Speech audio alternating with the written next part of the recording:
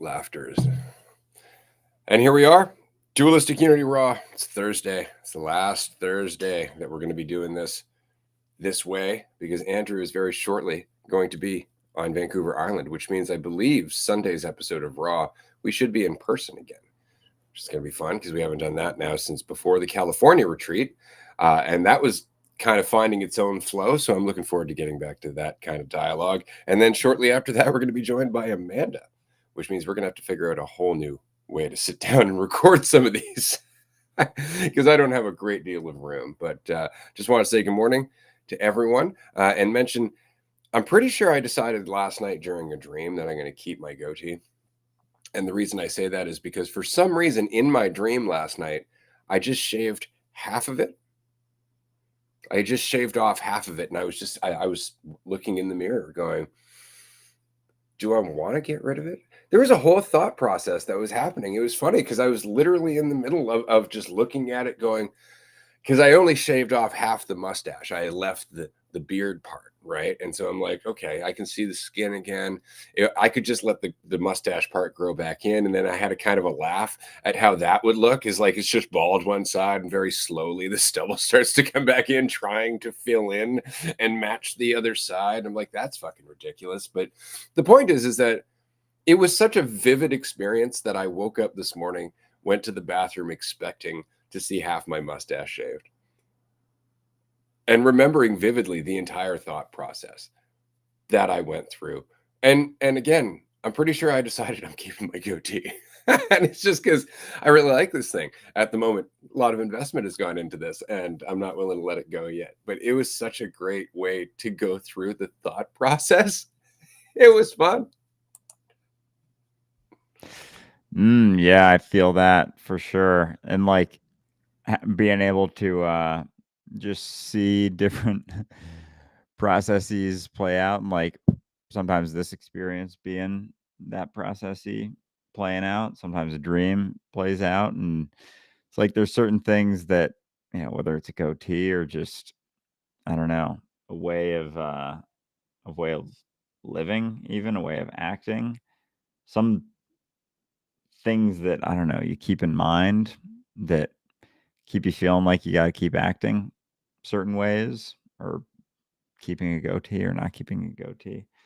I don't know. Sometimes I feel like I start talking and then I'm like, I don't even know what I'm saying necessarily. It's like, well, there are words that are being said and expressed.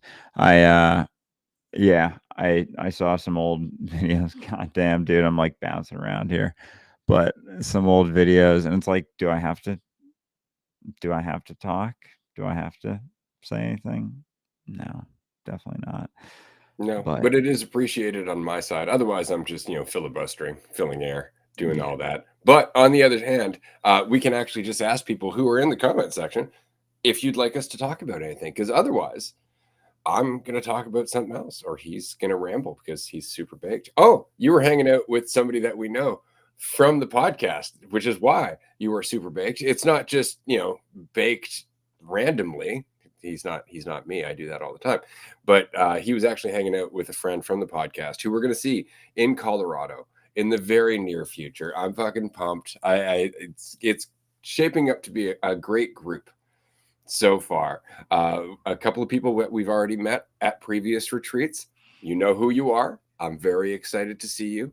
And I believe we have 2 new people coming as well. I could be off on that. I might be. But, that said, I know at least one new person, and there are 2 tickets left. There are 2 tickets left. And you can get that ticket. And remember, you can save up to $350 on your retreat ticket if you are a Tier 3 member.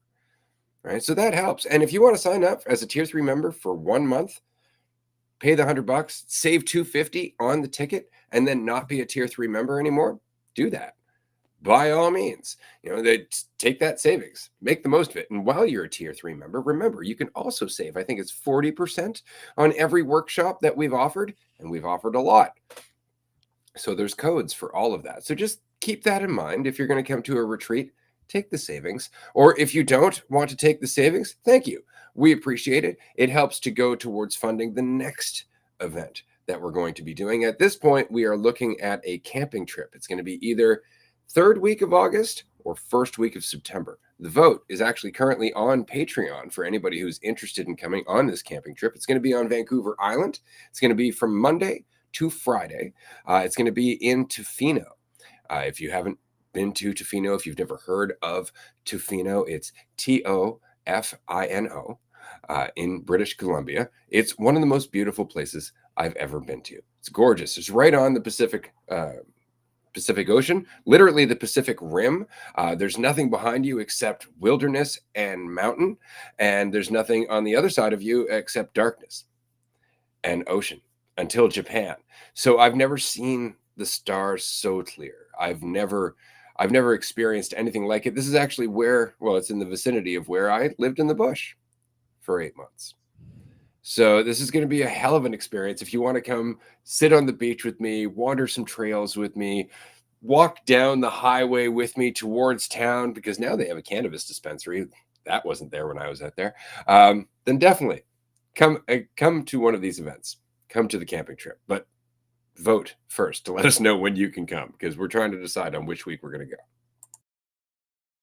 Yes, that vote is open on Patreon. It looks like early September is in the lead right now, last time I checked. But yeah, camping trip, very excited for that. Excited for just to just try a bunch of new things. And I was and with the friend I was chatting with this morning on our walk, that sense of like doing things to overcome certain things, doing things to improve, doing things to like be uncomfortable instead of just for the experience itself. Like I've kind of always done things for the point of improving myself in some way, shape, or form, and like realizing that's not the case. Like you're not doing that at all. Like you're not overcoming something, you're not improving something. There's no thing, anxiety, nerves, something, some old habit, tendency comes up. It's not like, oh, this is coming up. How do I deal with this right now? It's like there isn't, it's just something that you're feeling or some response, I guess, to a situation, and then taking that response seriously, and then kind of like thinking that it's something to overcome, and then there's something to do about that instead of just, you know, letting it go, like letting it be. And those, like the thoughts, there's, habitual ones that feel like they run deeper, things you keep in mind, but it's really things you keep in mind. And then it's feelings that are in response to them. And this is just how I see it, like my experience from my perspective. And so it's not even really that I know that any of it's the case or that someone else even would feel something like that, because I am just, talking to myself. Have you ever experienced anything that anybody else hasn't experienced? Like in terms of emotions, confusion, judgment of yourself? Like, have you ever experienced anything genuinely unique in terms of how you treat the idea of yourself? Probably No. not. No. No. It's almost more comfortable to think so. My pain is special, all that, right? But that's the case. And I just want to remember, because there was an episode that we recorded, and I don't remember which it was. I'm pretty sure it was one of the Raws. And I had said something, and I had said, I don't normally put it this way because it sounds very cutthroat, but it is ultimately where I found myself. Stop thinking about yourself. It's really it. Like, it's really just stop. Like, just recognize you're doing it and go, right. What else could I think about? Isn't that funny? It's just that we get caught in this, like, but I got to respond to it, but I got to react to it, but I got to dwell on it. Like, if I'm not looking at it, it's not evolving on its own. No, that's not the case. You're just micromanaging again. You're lacking faith in yourself. All right. Like, you're already in the process of change. And you're going, nope, I got to think about this as I go. Now, if you and I were practicing Wing Chun and you were in the process of moving from one position to another position, and you stopped midway to think about it, that wouldn't work, would it? And you wouldn't learn anything from that movement. And that's very much the case in terms of what we're going through now, right? Is that you are going through a movement. Okay. Now, it may not be a movement of your body like you would normally think, but it is a movement of your being. Everybody is going through a movement in terms of their life. Maybe you're changing job. Maybe you're settling into a job. Maybe you're in a new relationship. Maybe you're newly single. Maybe you're living with your parents. Maybe you're becoming a parent. Maybe you're moving out on your own for the first time. The point is that no matter what it is, no matter if you're going to the fucking laundromat, you are in the middle of a movement of your awareness, of your being, of everything that you've ever become up until that point, and all the way through that point. And throughout all of those interactions, all of those choices, all of those moments, walking down the stairs, running to the elevator versus not running to the elevator because you don't need to be rushed. All these decisions, all of these things are all expressions of change that you've been through and are going through. They're all a movement of you as a whole. And we stop and go, is it happening right?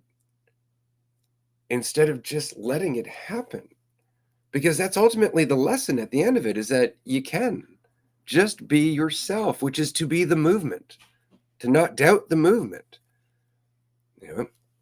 And that's all there is. But it comes down to just being honest. Like, yeah, I'm doubting myself. I'm doubting myself and I'm thinking about it. That's it. And if you can do that and then just go, and then figure something else out. And I mean this is something I genuinely do. I will go through a whole thought where I will get sucked into this idea of myself and this idea of the future, this idea of the past, this idea of other people, or anything else. And there's a point where I'll go, I should just go fucking mow the lawn. Or I should go and hang from, the chin-up bar for a little bit. I should go and do something that doesn't involve my thought, that doesn't involve, this mess that I keep digging myself into, but actually involves something here and now. Something that I can put my attention into that doesn't mean something about me. Right? And so you just move the fucking lighthouse light. That's all you do, is you just take that light of your focus and you just shift it over. And all of a sudden, all the stuff that was in that light, all of those problems that you couldn't stop focusing on are gone. If you just allow yourself to shift your focus from illusion to reality. And again, I understand those two words aren't what they sound like. Let me put it this way: from thought to experience.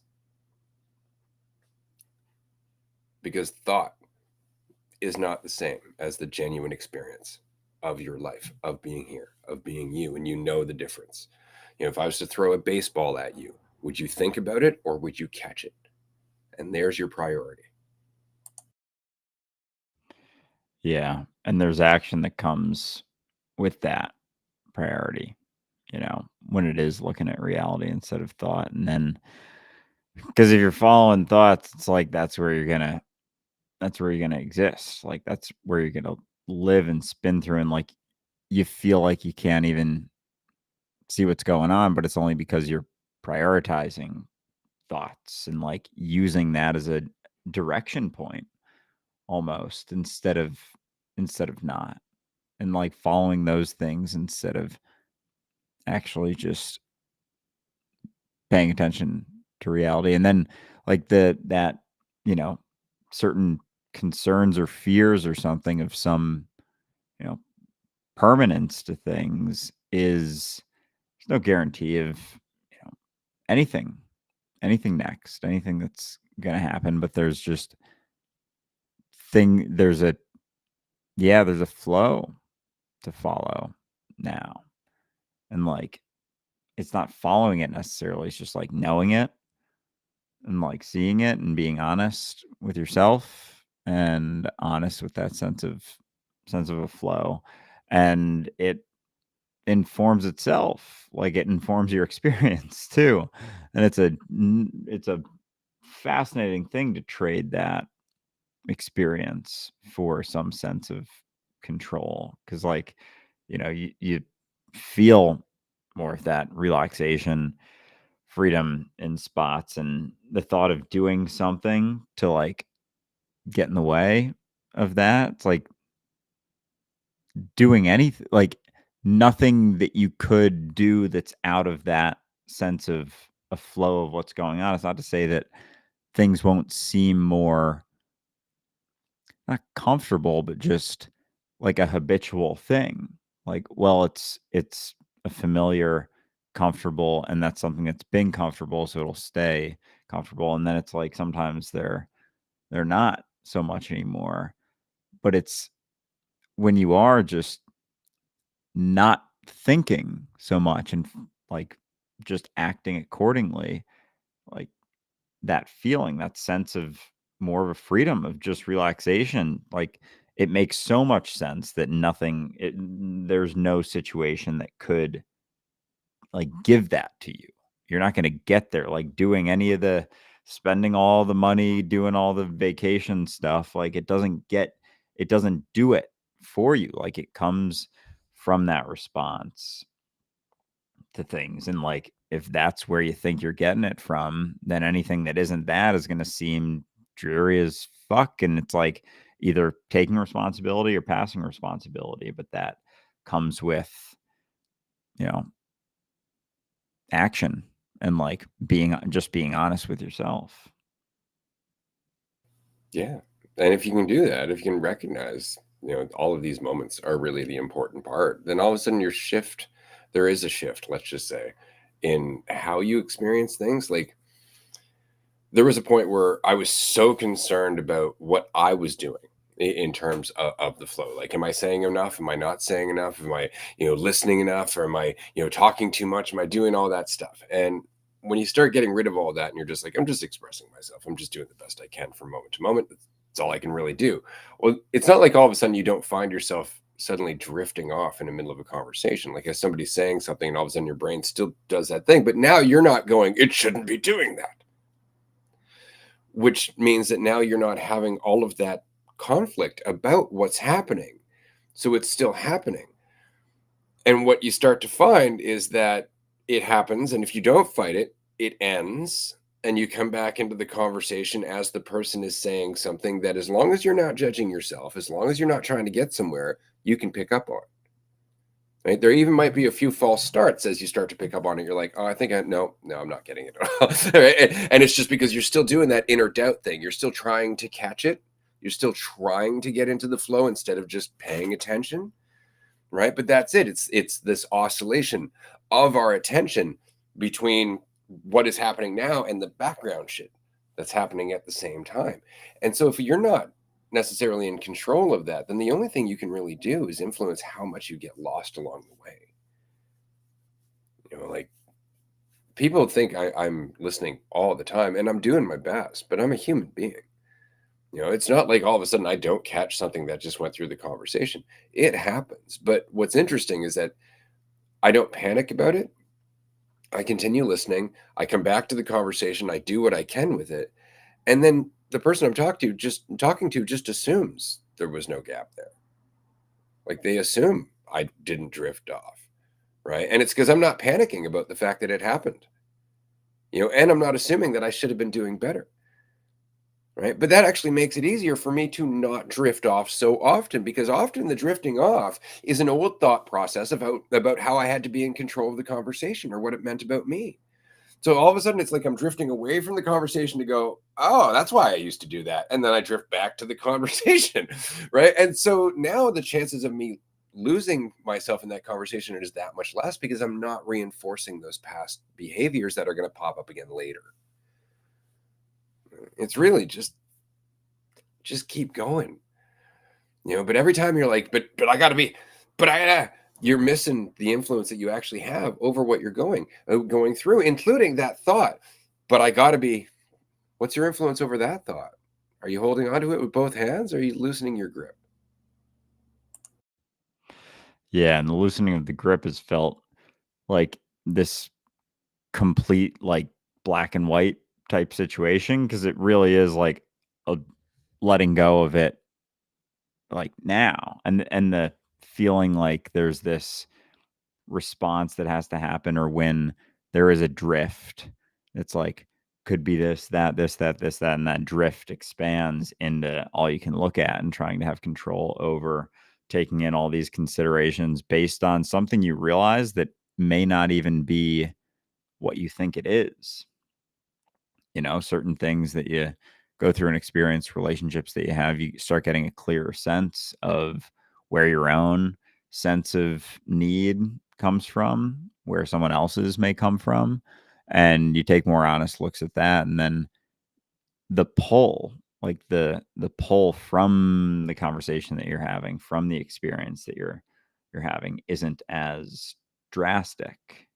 And it does feel like, as much as there is this and it really helps you to see where you feel like there's a right way to do something, like a right way to express or to share something. Because as soon as there isn't, it's like, oh, that's okay, to like forgetting or getting clouded for a second. As soon as that's a component of it too, then you're kind of back. Like, it can drop pretty quick. And I'll have this thing that'll pop up as we're talking about something like this, where it's like, oh, this is all you talk about. Like, you're addicted to talking about this stuff. And then it like, that's what then flutters in and kind of gets in the way. But again, it all stems from just thinking about yourself too. Like, Well, and that's the it's tricky part, though, about our show, isn't it? Right? Because, I mean, on the one hand, we're communicating about the process of thinking about yourself. On the other hand, we also have to balance the insight that you don't always have to be doing that. Right? Like, it's tricky. We're offering insights that happen or help in thought for the sake of reminding people they don't need to be in thought. So can you have this conversation and not make it about you or what it means about you? Can you have this conversation and not think to yourself, I should be having a different conversation? Because that's really the point of this conversation, is to be able to do that. Because it's still about me if I think I shouldn't be, shouldn't be having it, or should be having it. And it's just this, it's every single time. It's this, but that, and that's for actions and for expression and for, should be what? Like, there's no, it's like you're, and the friend I was speaking with this morning, we were talking about how you can just go your whole life like worrying about what everyone thinks of what you're doing. You could spend your whole life doing that. You can, like, in everything that you do. And like, I think the more honest with yourself you're being, the less worry there is about that. But that goes for, and because it's a balance, it's like that, but you also can't please everyone. Like, you can't win everywhere, and trying to win everywhere is going to turn into not winning anywhere. And you can feel like this, in this spot where it's like you're trying to do certain things or mitigate certain things or control certain things, and not getting anything, and just trying to control everything. And like, it's not even like it can turn into not even a 1 foot in one foot in another. It's like no feet anywhere. It's like you're walking on little nubs, like trying to be something, like to mitigate one side of something, instead of just like dropping it and being like, the chips are going to fall where they fall. And like, 5-10 years down the road, like, the thoughts about all of that, you don't know. Like, you don't know what anything's going to look like down the road. And so all of this, like, mitigating, controlling, trying to like ensure this to ensure that. And like, even, it's not to say that you won't have certain conversations with people about things, honest conversations, but the thought of like, guarantee of anything, it's just like a lack of guarantee sometimes. And that can feel jarring, but it's like, you know, we don't know. We don't know what's to come. We don't know what's next. And just the thought of trying to control it. It's like that's where a lot of actions can come from trying to control what's next and focusing on that instead of just acting right here. Yeah. Well, and again, for me, it's not about trying to get to some improved state. It's just going to a different state. Right? Because they're all okay.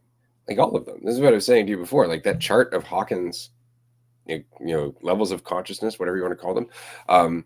Every one of those is equal. Not one single state is greater than the rest because they're all dependent on one another. They're all one thing, right? They're all part of one spectrum. They can't exist separate from everything else, right? And so for me, it's not about getting to a place where, my life is better, because that's a judgment about life as a whole. You can't get better than life, period. Life's pretty fucking cool. Even if you're not enjoying it, it's the alternative would be non-existence. And although you'd be like, I'll take that, you won't. And the reason is because there's no you to take it. There's no time to pass. None of that shit that you're looking for in terms of a rest and a respite would even apply. All of that shit, really. So for me, it's just about going to different experiences. Like I'm aware how much I like the familiar. I'm aware of what that tendency to reach for what I know has created in my life and the emotional spectrum that it subjects me to. And I'm just curious to see what else there is. I've done that enough. And that's really it. It's not like I'm trying to improve as a person. I'm just changing. And it's not that I'm trying to change. Like you were saying earlier, it's like jumping into uncertainty because that's going to teach me something. Yes and no. I mean, jumping into uncertainty is the process of learning something, right? Like that's the whole point. But if that's the case, you're always in uncertainty. So all you need to do is just stop thinking that you're certain, and everything starts to change, right? But the point is that don't do it because you're going to learn something. Do it because that's who you are. You are that person that is in uncertainty. You are not the person that is in certainty. That is an idea that you hold on to. And that's it. Is that you're not trying to improve anything. You're just allowing yourself to be more of yourself. And that's why new experiences are so much fun, because it's you. It's the experience of you, in an unfamiliar way. That's why. It has nothing to do with getting better at living and everything to do with just living. Yeah, and like being able to it's kind of like an exploration, it feels like. And then it's a why not? And especially if you're, hanging with a bunch of people who are at least relaxed, realize that, you know, seeing themselves in people, because it's like it's not to say that hanging with anyone isn't a lot of fun, but someone who at least is along the same, I don't want to say like wavelength, but just that side of, the empathy spectrum.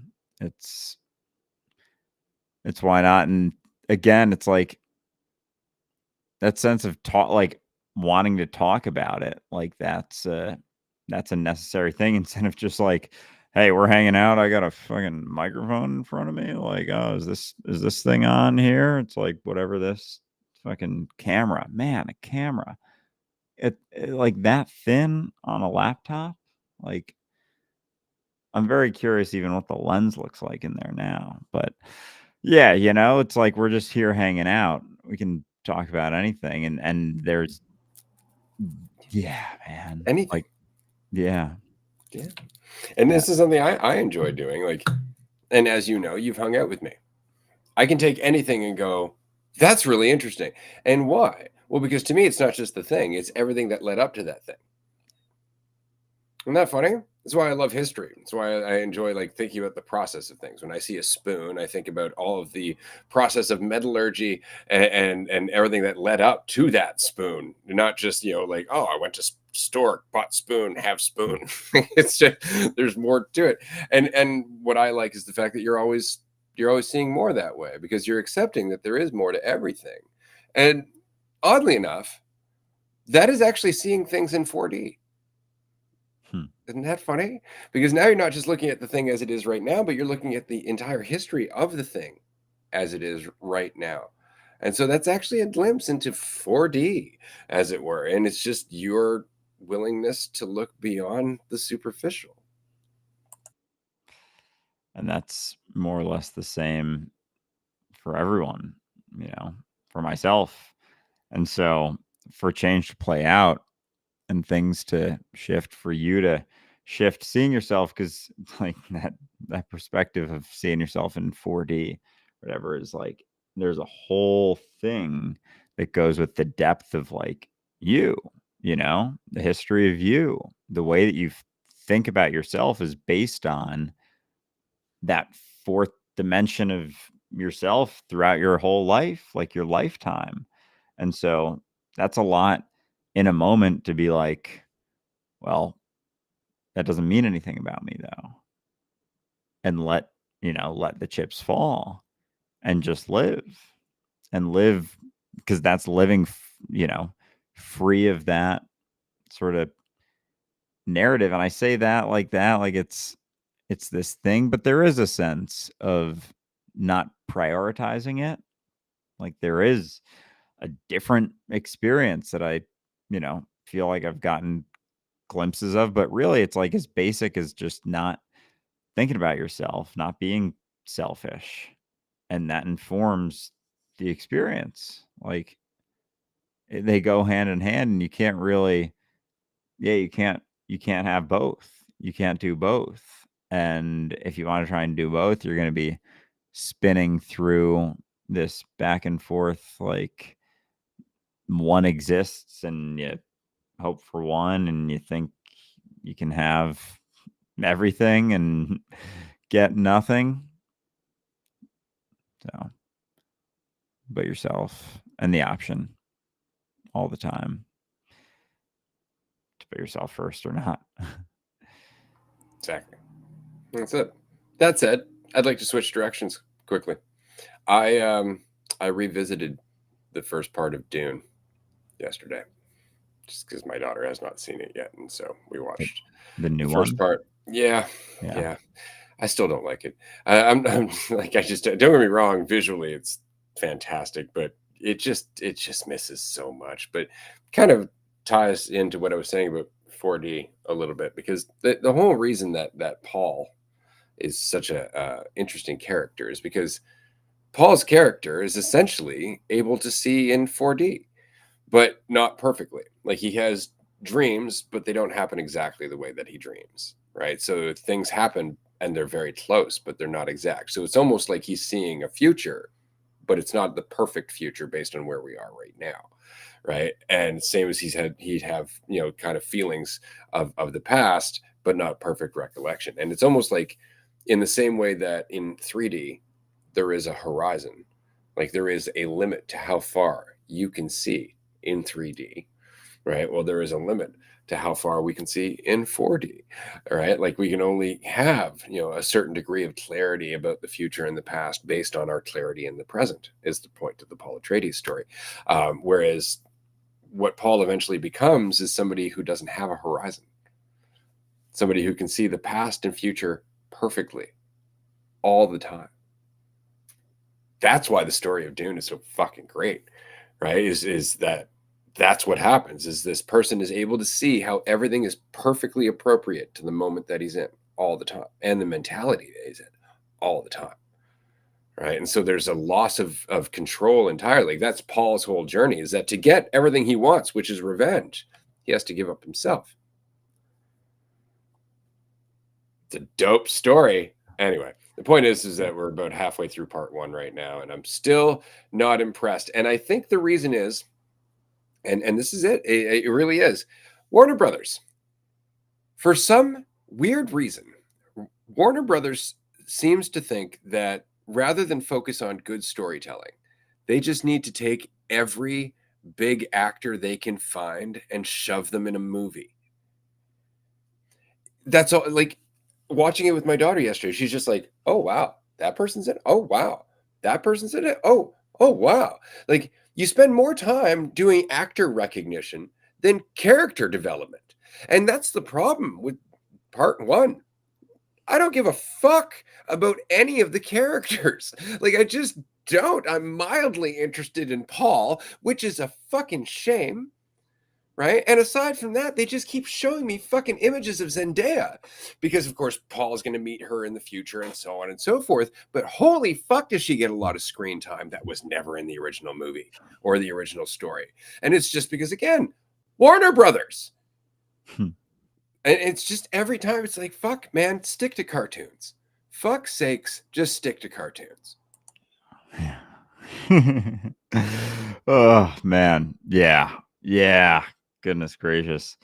I know that sense of just prioritizing those characters. I hear you. You Yeah. see? And Instead I of, just went on a totally egotistical little bitch fest there with no worries about it whatsoever. I wasn't like, oh my God, that's a lot of opinion. Mhm.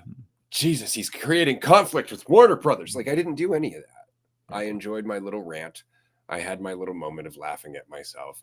And I don't take it too seriously, obviously, because I'm going to keep watching the movies. But that's the point, right? Is that you don't have to always be up your ass going like, you're not being perfect. There's no such thing. Yeah. Yeah. And once you do that, that space is like, oh, yeah. Yeah.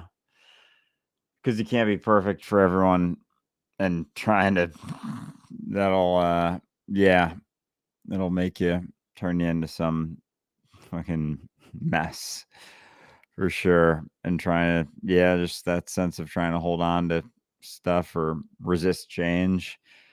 Like, it's pointless because, like, whose experience are you prioritizing anyway? It's like you're feeling brutal all the time as you're trying to trying to hold on to something, like seeing stuff. And yeah, if you're just prioritizing yourself, like, you start to get a sense for how much it's not even one side or the other. It's just, you realize it's just you that you're looking at, and then passing off some thought of like it being someone else and getting, yeah, just in moments of self-honesty, not looking at it, not wanting to, whatever that is, and like, instead just like not doing that and just paying attention and just acting accordingly. Like, you can't avoid the application at all. And like, through self-honesty, that gets really, really obvious. Really obvious. So here's another good question, and this is a good one to ask yourself. Let's just assume that here now you don't actually have any issues to deal with whatsoever. Okay, so there's no past to deal with. There's no habits. There's none of the need for control or identity or any of that. You're just here right now. You're not thinking about yourself. You're just here right now, and you can do anything with the experience that you're having just here right now. Would you make that a serious feeling? Then don't. Yeah. Yeah. Uh-huh. Like, because who's that for anyway? It's like this assumption that, Yeah. like, there's Why does it something. need to be heavy? Why does it have to feel serious? Yeah. Aside from the fact that, again, like, it means something about you. Yeah. It's not serious. I'm not doing any work. It's like, no, you can be the class clown and still be insightful. Yeah. You can be walking around being goofy as fuck and still be insightful. This is why one of my favorite songs ever is "The Fool on the Hill," right, by the Beatles, and it's because they say very clearly, no one gets him. Nobody understands him, but he sees the world going round. Mm-hmm. He's the one who's laughing at the joke. He's the one that sees them trying to be something they're not. You know, he's the fool on the hill, but he's having the most fun. So is he the fool? Right? That's kind of the point, is that you can be relaxed. You can be joyful. You can actually be out there enthusiastically experiencing each and every moment. And you don't have to be thinking to yourself, well, is there something wrong with this? You don't need to do that. You'll know Like when you become in conflict with something, there's your opportunity to go, oh shit, I'm judging the fuck out of that. The rest of the time, you can just be enjoying your life in a kind of light-hearted way. Doesn't mean that everything has to be enjoyable, but you don't have to make it heavy. This is why I like to laugh. This is why I enjoy, like if I'm by myself walking through the bush or something, I will skip. Is anybody there to see me skip? No. Who am I skipping for? Me. Why? Well, because up until that moment, I was trudging drearily along. And I went, oh, fuck, I'm going to lighten this up a bit. And you can do that. You really can. You really can. We all can. It's just that we're hesitant to, because somehow, it means that we're not, again, advancing towards what? What if peak adulthood is actually just joy? That's a great question, because I was thinking about it yesterday. Just like if kids over time they get more and more serious about things till adulthood, it's like that's that responsibility setting in, but it's like they're the ones smiling. It's just that shift of like that being able to be the experience while you're being responsible, but they go hand in hand as well. Cause like you start being more honest with yourself, and it's like you can't escape your own self honesty sort of thing. And so as you are acting responsibly and paying attention, it's like being honest with yourself. There's the opportunity to like, you know, laugh and relax a little bit more. And if you're not doing that, then it's like, again, you can't escape yourself. You can't fake it, you know? And so, yeah, it's like if you're always left with yourself, it's like you might as well just be responsible, like, and like fucking pay attention and like dig in, like dig into whatever that is the case. Cause it is exciting, and you can be enthusiastic about anything. And this sense of not being able to have a guarantee for the future, I think certain fears that come with that have almost created this sense of like trying to mitigate that. And like there's not a guarantee, and then it very much can become this self-fulfilling prophecy out of just an assumption that you wanted to make about something that had no basis, no guarantee whatsoever. Yeah, but it made you feel better because you thought you were controlling the future. And that's kind of the point, is that you've never actually had any control over your future. None of us have. We all convince ourselves we do, in the same way that the United States as a country convinces itself it's going to be around forever, right? But we've never actually had control over our future. No matter how many times we're like, yep, this is what's going to be. It's not how things work. That's not ever how things work. It was just a story that we told ourselves. That's because if you did, you would have been there by now. Right? Like that's the point. You wouldn't be where you are looking at the fact that you have no control over your future, because it was always an illusion. It was always an illusion. Right? It's just an illusion that we invest in. This is why I always say to people, and they're like, how do you deal with the loss of control? It's like, you never had it. You never had control. That's the fucking mistake, is thinking that you've lost something rather than just the illusion of it. It's like, oh, I'm not sure about the future. You never have been. You never have been. And if you don't believe that, ask the people who were in Pompeii. Ask the people who went through the Great Depression. Ask survivors of any fucking war. All of these people up until that moment thought they knew what the future was going to be. Every single human being does the same thing. We assume we know. Oh my God. And then we live in fear that we don't. But the reality is, we've never known. We can't know. You'll never know. And you don't need to.